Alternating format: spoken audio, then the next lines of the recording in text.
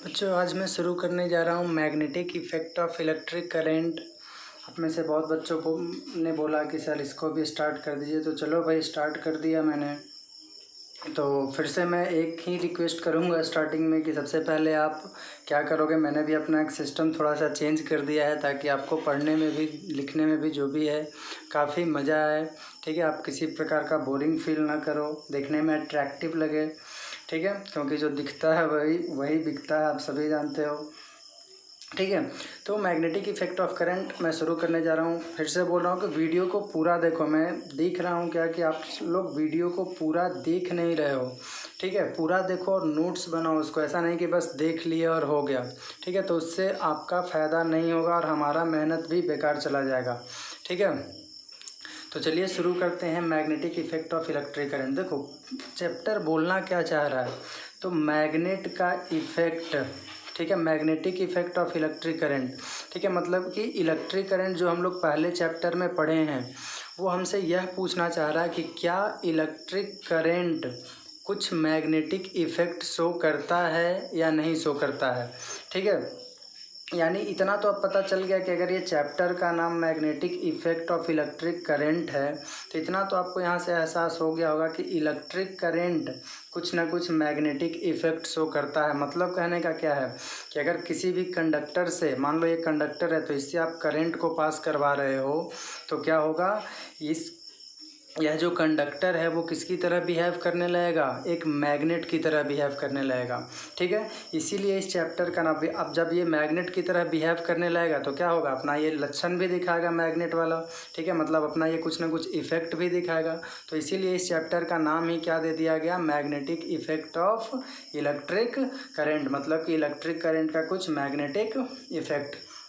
अब इसके कुछ हिस्ट्री के बेसिस पे बात कर लेते हैं, कुछ फैक्ट्स वगैरह, और इस चैप्टर से रिलेटेड कुछ थोड़ी बहुत बातें कर लेते हैं। तो देखो जो मैग्नेटिज़्म था क्या होता है, मैं अभी पूरा लेकर के चलूँगा बाद में, लेकिन पहले एक ओवरव्यू देख लेते हैं। तो देखो मैग्नेटिज़्म, पूरा मैग्नेट का एक टॉपिक ही पढ़ाऊँगा आपको पूरा डिटेल्ड वे में, तो इसलिए बस बोल रहा हूँ कि यहाँ पे आप जब भी पढ़ोगे तो पूरा का पूरा सिलेबस आपको बहुत अच्छे तरीके से, इनफैक्ट आप किसी भी कॉम्पिटिटिव एग्ज़ाम में भी जाकर के 10th लेवल पे बैठते हो, फिटजी का हो गया, आकाश का हो गया, एलन का हो गया, तो उसमें आपको यह एहसास कभी नहीं होगा कि हाँ हमने 10वीं क्लास में ये नहीं पढ़ा।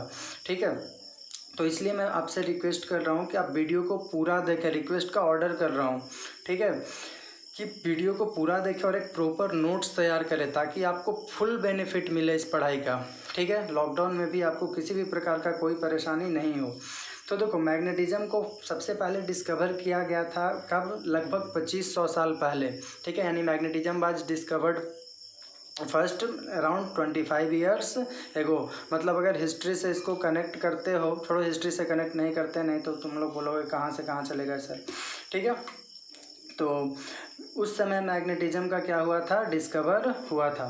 ठीक है, अब जो मैग्नेट होता है, मैग्नेट क्या होता है पूरा मैं चलूँगा, इस पर प्रॉपर वीडियो बनेगा, बहुत एक आध वीडियो बन जाएगा पूरा आधा घंटा 1 घंटे का। तो मैग्नेट वेयर फर्स्ट मेड, जो मेड होता है, बना हुआ होता है, वो किस चीज़ का बना होता है, नेचुरली अकरिंग सब्सटेंस। एक नेचुरली अकरिंग सब्सटेंस जिसको क्या बोलते हैं, लोड स्टोन बोलते हैं। यानी जो मैग्नेट होता है वो किस चीज़ का बना होता है, लोड स्टोन का। भाई लोड स्टोन क्या होता है, तो एक आयरन का ओर है ये लोड स्टोन, मतलब कि एक आयरन का ओर है, Fe3O4, यानी ये black ore of iron, Fe3O4। ठीक है, और वगैरह क्या होता है तो ये मैं केमिस्ट्री में आपको पढ़ना है, उसमें डिटेल में पूरा बता दूंगा। ठीक है, और इसको और भी क्या बोलते हैं हम लोग, मैग्नेटाइट। तो आपको यहाँ से आपको ध्यान में क्या रखना है कि जो मैग्नेट था, मैग्नेटिज्म टॉपिक कितने साल पहले लगभग डिस्कवर हुआ, तो 2500 साल पहले लगभग डिस्कवर हुआ। ठीक है, मैग्नेट किस चीज़ का बना हुआ होता है, तो लोड स्टोन का बना हुआ होता है। लोड स्टोन क्या होता है, तो एक ब्लैक आयरन ओर है, Fe3O4। इसको और भी क्या हम लोग बोलते हैं लोड स्टोन को, तो मैग्नेटाइट बोलते हैं। ठीक है, आई थिंक आपको इतना क्लियर हो गया होगा। अब देखो जो मैग्नेट है उसको हम लोग अपने डेली लाइफ में बोल सकते हो तो बहुत ज़्यादा यूज़ करते हैं। ठीक है, इनफैक्ट कह सकते हो कि इसके बिना हमारा ज़िंदगी बहुत फीका फीका सा पड़ जाएगा। ठीक है। जैसे मान लो कि आपके घर में फ्रिज है, ठीक है, तो अगर मैग्नेट नहीं होता तो फ्रिज का डोर आपको कैसे, उसमें एक बटन लगाना पड़ता है या हुक लगाना पड़ता है, यानी प्रॉपर जाकर के सटता नहीं उसमें डोर। अब डोर सटेगा नहीं तो उसके अंदर में जो गैस है वो बाहर निकल जाएगा, आपका फ्रिज ख़राब हो जाएगा, किसी यूज़ का नहीं रह जाएगा, ठीक है। तो इसमें हम लोग बोल सकते हैं कि फ्रिज में यूज़ करते हैं किस चीज़ के लिए, कि डोर आपका क्लोज रहे। कितने खिलौने आप देखते होंगे बच्चों वाले, उसमें मैग्नेट का यूज़ किया जाता है, ठीक है। मैग्नेटिक कंपास निडल हो गया, इसमें इसका यूज़ किया जाता है मैग्नेट का। नेक्स्ट है कि magnetic substances are use to make compact disc, CD वगैरह जो हो गया उसमें हम लोग मैग्नेटिज्म का यूज़ करते हैं। फ्लॉपी डिस्क हो गया, ऑडियो टेप्स हो गया, तो इन सभी में हम लोग क्या करते हैं, मैग्नेटिज्म का यूज़ करते हैं, ठीक है। साउंड बॉक्स, आपके मोबाइल फ़ोन का जो ईयरफोन है उसमें भी देखना, अगर निकाल करके तोड़ दोगे, ऊपर वाला उसका निकालोगे तो अंदर में एक मैग्नेट छोटा सा राउंड सा लगा हुआ रहेगा, ठीक है। स्पीकर हो गया, एसी हो गया, एसी एंड डीसी जनरेटर हो गया, तो इन सभी चीज़ों में हम लोग क्या देख रहे हैं कि मैग्नेट का यूज करते हैं। एक और भी एग्जाम्पल में यहाँ पर क्या लिए हैं, मैगलीव ट्रेन का। मैगलीव ट्रेन ये दो शब्दों से मिलकर के बना हुआ फास्टेस्ट ट्रेन है ये, जो जिसका स्पीड होता है लगभग 603 किलोमीटर प्रति आवर का। ये यूज़ करता है magnetic effect of electric current, short में मैं MEEC लिखूँगा, ठीक है। यानी magnetic effect of electric current to maintain its high speed, यानी अपने हाई स्पीड को मेंटेन करने के लिए मैगलीव ट्रेन किस चीज़ का यूज़ करता है, तो मैग्नेटिक इफेक्ट का ही, यानी मैग्नेटिज्म का ही यूज करता है, ठीक है। अब ये मैगलीव ट्रेन के बारे में बता दूँ तो दो शब्द से बना हुआ है, एक है मैग्नेट प्लस दूसरा है लिविटेशन, ठीक है। यानी ये पटरी के ऊपर में थोड़ा सा छोड़ करके चलता है। लिविटेशन का मतलब ही होता है ग्राउंड पे नहीं, थोड़ा सा उसके ऊपर में, ठीक है। तो ये दो शब्द से बना है, कौन कौन सा बोले, एक है मैग्नेट और प्लस दूसरा है कौन सा, लिविटेशन, लिविटेशन, ठीक है। यानी मैग्नेट प्लस लिविटेशन, ये दो शब्दों से मिल करके बना हुआ है, ठीक है। तो ये इतनी सारी बातें हम लोगों ने पढ़ा, यहाँ पे क्लियर हो गया होगा आई थिंक इतना। तो आगे बढ़ते हैं। अब सबसे पहले हमारे पास प्रश्न यह आता है कि आखिर ये हम लोगों को पता कैसे चला, आखिर ये हम लोगों को कैसे मालूम हुआ कि हाँ भाई, जो इलेक्ट्रिक करंट अगर किसी कंडक्टर से पास करा रहे हैं तो उसमें मैग्नेटिक इफ़ेक्ट भी हो सकता है।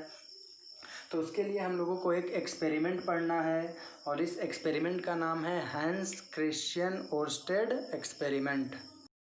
तो ये हैंस क्रिश्चियन ओर्स्टेड एक्सपेरिमेंट होता क्या है, तो देखो, हैंस क्रिश्चियन नाम का एक साइंटिस्ट था जिसने सन 1800 यानी ईयर 1820 में एक्सीडेंटली कह सकते हो कि एक एक्सपेरिमेंट कर रहा था, और उस समय इसको ऐसा एहसास हुआ कि लगता है कि करंट इलेक्ट्रिसिटी यानी इलेक्ट्रिक करंट और मैग्नेटिज्म में कोई ना कोई रिलेशनशिप है, ठीक है।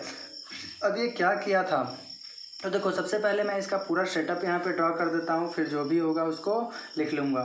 तो ये एक तरह का ऐसा ये सेटअप लिया, ये मान लेते हैं कि बैटरी यहाँ पे कनेक्टेड है, और यहाँ पे लेटेस्ट सपोज स्विच है एक, और ऊपर में मान लेते हैं एक बल्ब ऐसा कुछ दिया गया है, ठीक है। और ये ऐसे है। अब मान लेते हैं जैसे ही स्विच को ऑन करेंगे, तो स्विच को ऑन करेंगे तो क्या होगा, करंट फ्लो करेगा। तो करंट ये प्लस है और ये माइनस है, तो करंट इधर से ये फ्लो किया, ठीक है। बल्ब भी ग्लो करने लगेगा। अब ये करंट ऐसे फ्लो होकर के इधर आया, ठीक है। अब ये ऐसा एक्सपेरिमेंट, एक सर्किट रखा हुआ था, और वहाँ पे ये पास में लेकर के क्या आ गया, एक कंपास निडल को, ठीक है। यानी यहाँ पे एक निडल को लेकर के आ गया, इस तरह का निडल यहाँ पे लगा हुआ है ये, ठीक है। एक निडल होता है, मान लो कि एक सुई है ये, और एक पूरा ये इस तरह से होता है।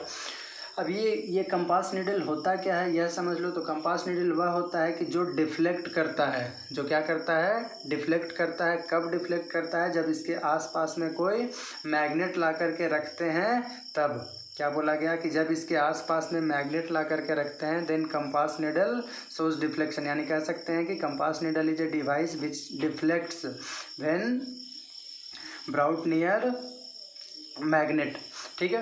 यानी मैग्नेटिक सोर्स के नज़दीक में लेकर के जाओगे या मैग्नेटिक फील्ड में लेकर के जाओगे तो ये क्या करने लगेगा, डिफ्लेक्ट करने लगेगा। अब जब ये हैंस क्रिश्चियन ओर्स्टेड अपना एक्सपेरिमेंट कर रहा था, ऐसे ही कुछ कर रहा होगा टाइम पास, तो उस समय क्या हुआ कि जो अपना इसका जो कंपास निडल था, इसको क्या बोलते हैं, कंपास निडल या मैग्नेटिक कंपास, कंपास नीडल जो था वो उसको एक्सीडेंटली ला करके यहाँ पे रख दिया। ठीक है, होता नहीं है कि कोई सामान है उठा करके हम यहाँ पे रख दिया इसको, तो सामान को उठा करके रख दिया तो देखता क्या है ये कि जैसे ही रखा तो ये डिफ्लेक्ट किया। ये क्या किया? डिफ्लेक्ट किया। तो इसको लगा क्या अरे ये आखिर डिफ्लेक्ट क्यों किया, ये सोचा कि हो सकता है भाई हिल गया होगा, तो फिर इसके नज़दीक से दूर ले गया। ठीक है, तो देखा कि अब डिफ्लेक्ट नहीं कर रहा, फिर जैसे ही इसके नज़दीक लाया तो फिर वो डिफ्लेक्ट कर रहा है। ठीक है, और ये डिफ्लेक्ट क्यों करता है? तो हम बताएं कि डिफ्लेक्ट करता है तभी जब इसके आसपास में क्या हो, कोई मैग्नेट हो। अब यहाँ पे ये देखा कि कोई मैग्नेट तो है नहीं, बस एक सर्किट रखा हुआ है, यानी एक कंडक्टर है, तार है ये, और इस तार से क्या पास हो रहा है? करंट पास हो रहा है।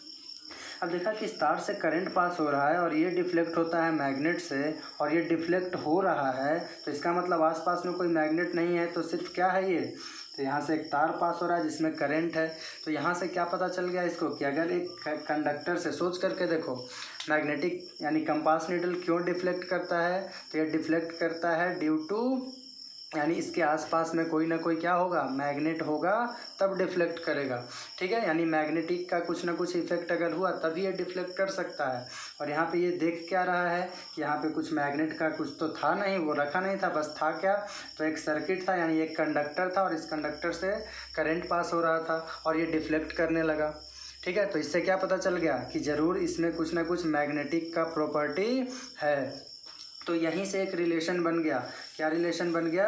कि अगर एक किसी कंडक्टर से हम लोग करंट को पास करवाते हैं तब वो किसकी तरह बिहेव करता है? एक मैग्नेट की तरह बिहेव करता है। और तभी से इस टॉपिक का जन्म हो गया, कौन सा? Magnetic effect of electric current, मतलब कि इलेक्ट्रिक करंट मैग्नेटिक इफेक्ट को शो करता है। ठीक है, इतना ही नहीं, इसने फिर अगले सीन में क्या किया? तो इस बैटरी को जस्ट अभी जैसे इधर प्लस है इधर माइनस है, तो अगले सीन में इधर वाले को प्लस कर दिया और इधर वाले को क्या कर दिया? माइनस कर दिया। तब ये क्या देखता है कि तब भी डिफ्लेक्शन हो रहा है। जैसे मान लेते हैं ऊपर से नीचे आ रहा है, तो यह अगर डिफ्लेक्ट हुआ है कुछ इस साइड में, ठीक है, मान लेते हैं ऊपर से नीचे आया तो ये इस तरह ऐसे था और ये डिफ्लेक्ट कुछ ऐसे हो गया। ठीक है, डिफ्लेक्ट होकर के कुछ कैसे हो गया? इस डायरेक्शन में हो गया। तो जब हम लोग यह देखते हैं कि करंट के डायरेक्शन को उल्टा कर देते हैं, यानी अब जैसे ही प्लस इधर करोगे और माइनस इधर करोगे तो करंट अब इस डायरेक्शन में जाना शुरू हो जाएगा। तब हम लोग तब ये क्या देखा कि अब ये जो डिफ्लेक्शन है, डिफ्लेक्शन अभी भी हो रहा है लेकिन उसका डायरेक्शन चेंज कर गया। मतलब इस तरह से हो रहा था तो अब मान लेते हैं कि ये इस तरह से डिफ्लेक्ट कर रहा है। ठीक है, तो अगर ये भी होने लगा तब ये बिल्कुल कंफर्म हो गया कि ये फिक्स्ड है कि किसी कंडक्टर से अगर हम लोग करंट को पास करवाते हैं तो वह कंडक्टर में एक प्रॉपर्टी आ जाता है, एक गुण आ जाता है। कौन सा गुण आ जाता है? तो मैग्नेटिक का गुण आ जाता है।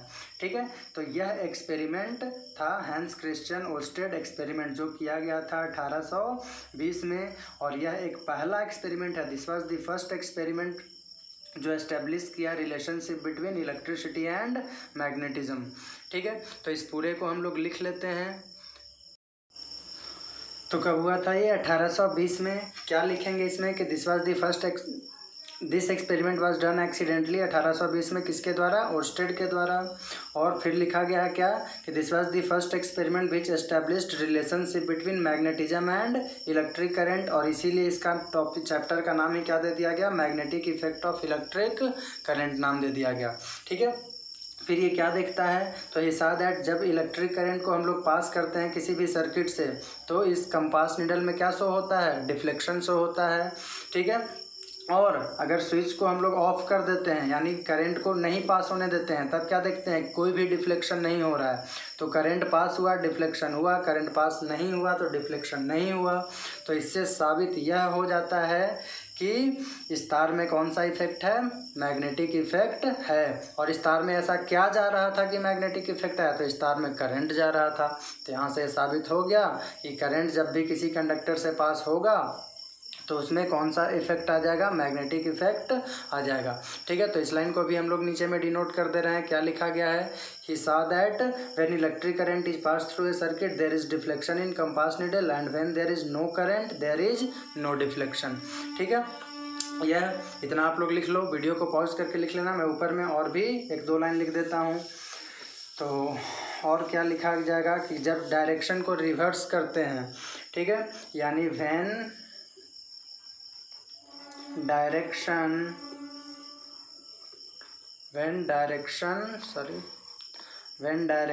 ऑफ इलेक्ट्रिक करंट, इसी लिख रहे हैं, when direction of electric current is reversed, जब डायरेक्शन इलेक्ट्रिक करंट का क्या कर दे रहे हैं, रिवर्स कर दे रहे हैं, तो क्या देखते हैं कि द डिफ्लेक्शन स्टिल अकर्स, अभी भी डिफ्लेक्शन होता है, स्टिल अकर्स, लेकिन कौन से डायरेक्शन में, but in opposite direction, OPPOSITE, opposite direction. ठीक है, तो ये पूरा का पूरा हमारा एक्सपेरिमेंट था। ठीक है, अब अगर इस एक्सपेरिमेंट से आपको यह पूछे कि एक लाइन में कोई कंक्लूजन लिखिए कि क्या आपने इस पूरे एक्सपेरिमेंट से सीखा, तो आप क्या लिखोगे, पूरे एक्सपेरिमेंट से क्या सीखने को मिला, तो पूरे एक्सपेरिमेंट से सिर्फ यही सीखने को मिला कि एक करंट कैरिंग कंडक्टर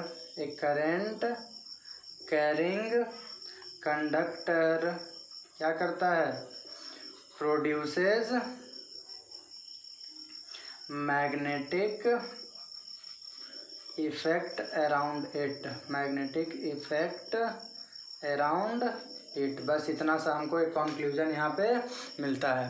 ठीक है, क्लियर है इतना, आई थिंक क्लियर हो गया होगा। थोड़ा सा भी डाउट हो तो कृपया करके कमेंट सेक्शन में तुरंत डालें, मैं आपको पूरा एक्सप्लेन करके बताऊंगा कि हाँ भाई क्यों आपको परेशानी हुआ है। ठीक है, चलो अब शुरू करते हैं हमारा इस चैप्टर का अगला टॉपिक, जो कि है क्या, मैग्नेट। ठीक है, यानी नाउ हेडिंग क्या होगा, मैग्नेट। ठीक है, अब देखो मैग्नेट क्या होता है, आप अपने निजी जीवन में देखे होगे, चुंबक देखे होगे जरूर। ये चुंबक होता क्या है, तो चुंबक कैसे पता करते हो कि ये चुंबक है, तो हम बोलोगे कि हाँ सर उसके नज़दीक में हम लोग लोहा का कोई पार्टिकल लेकर के जाते हैं, तो वो लोहा का पार्टिकल को क्या कर लेता है, अट्रैक्ट कर लेता है। तो बस इसी बात को तुम लिख दो भाई। ठीक है, कुछ अलग नहीं लिखना है, जो भी बोले हम उसी चीज़ को लिख दो कि वैसा मैग्नेट एक वैसा सब्सटेंस है जो अट्रैक्ट करता है लोहा को या लोहा से बने कोई पार्टिकल को अपनी तरफ, उसी को हम लोग क्या बोलते हैं, मैग्नेट बोलते हैं। ठीक है, यानी लिख सकते हैं कि इट इज़ दैट सब्सटेंस जो क्या करता है, which attracts iron and iron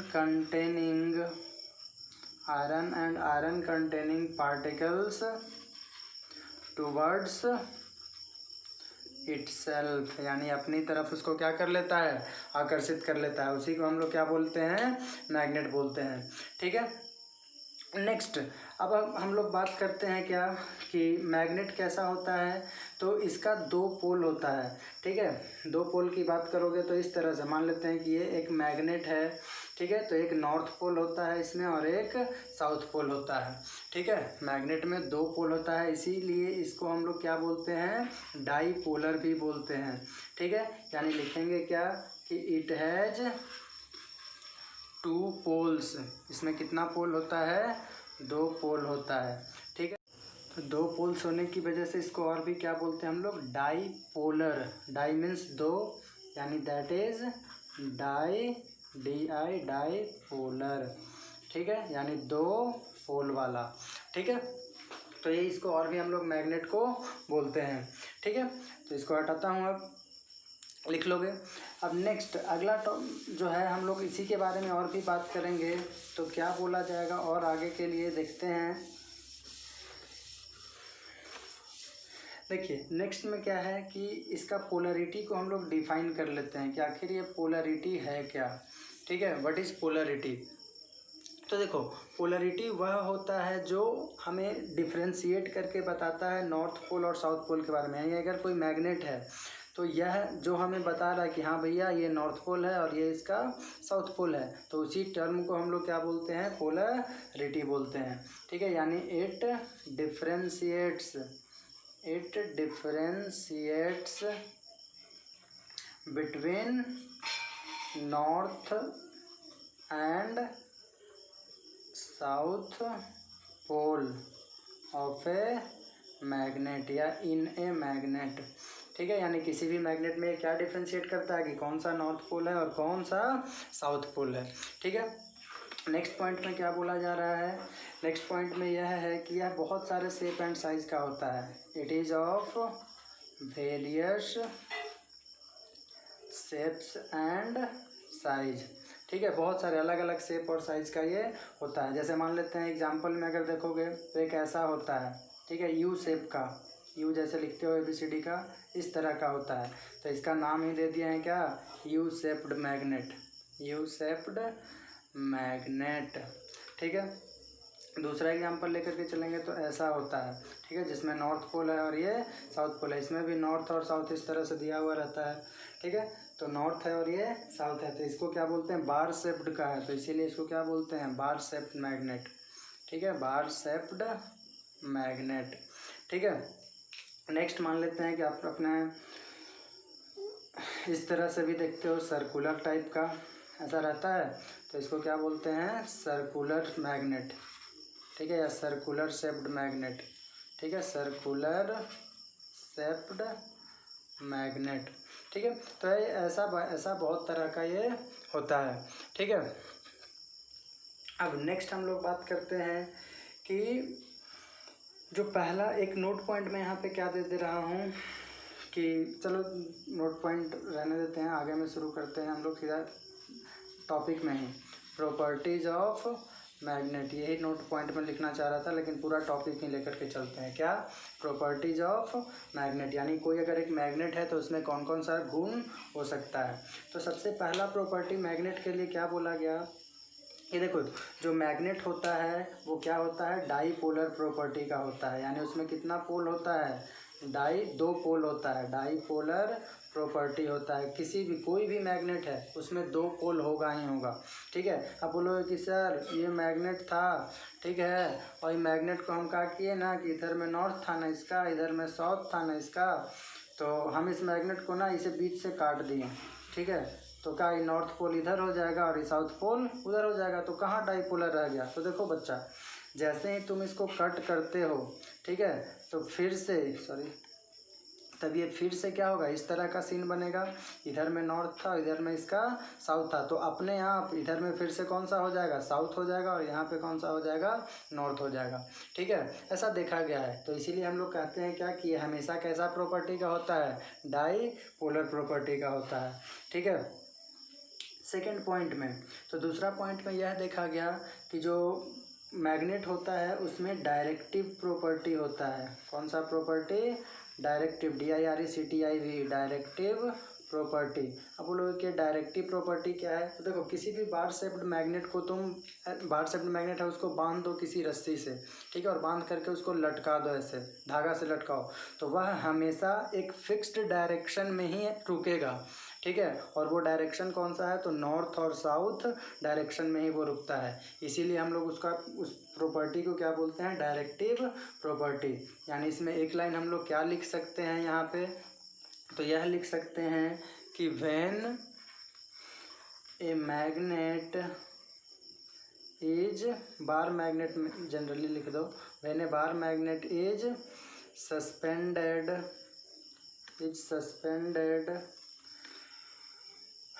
then, यानी उसको लटका रहे हैं, देन इट ऑलवेज अलाइंस, यह हमेशा क्या करता है, अलाइन करता है, इट ऑलवेज अलाइंस इटसेल्फ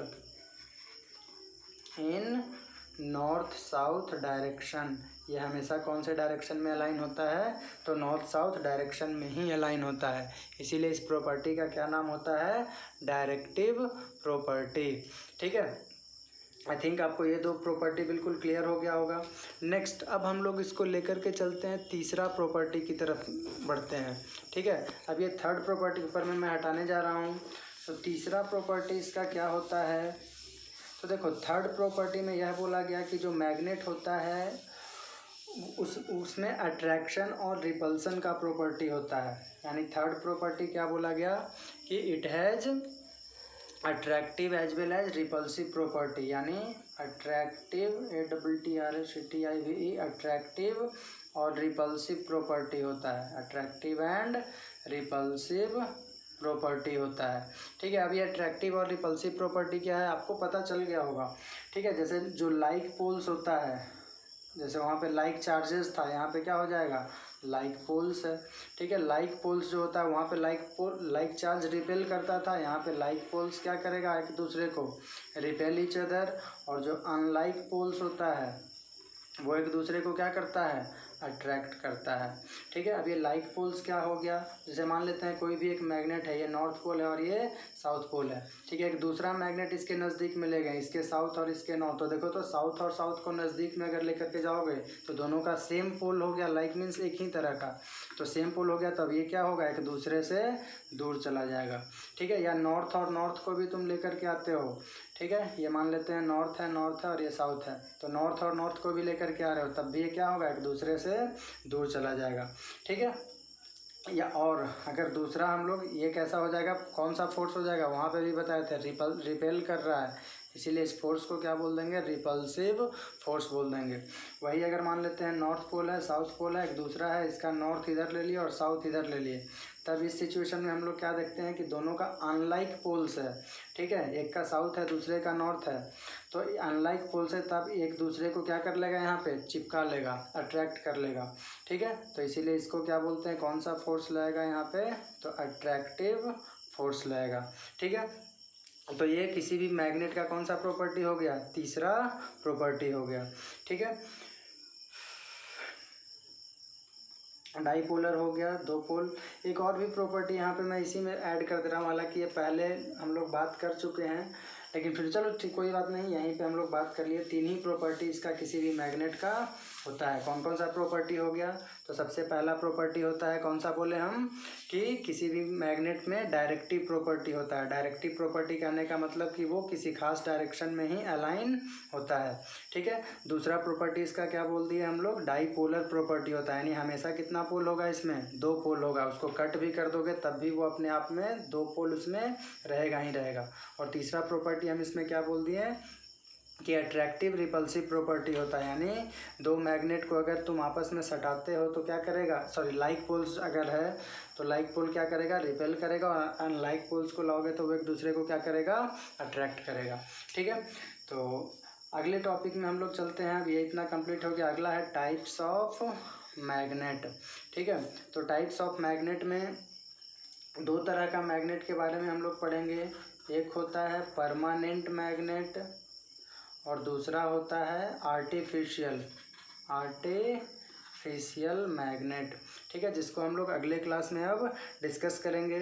आपको ये वीडियो कैसा लगा कमेंट सेक्शन में ज़रूर बताइए कि हाँ सर बहुत अच्छा लगा, और ये इस सीन के बारे में भी बताइए कि इस पे पढ़ने में आपको कैसा लग रहा है। तो धन्यवाद, जय हिंद।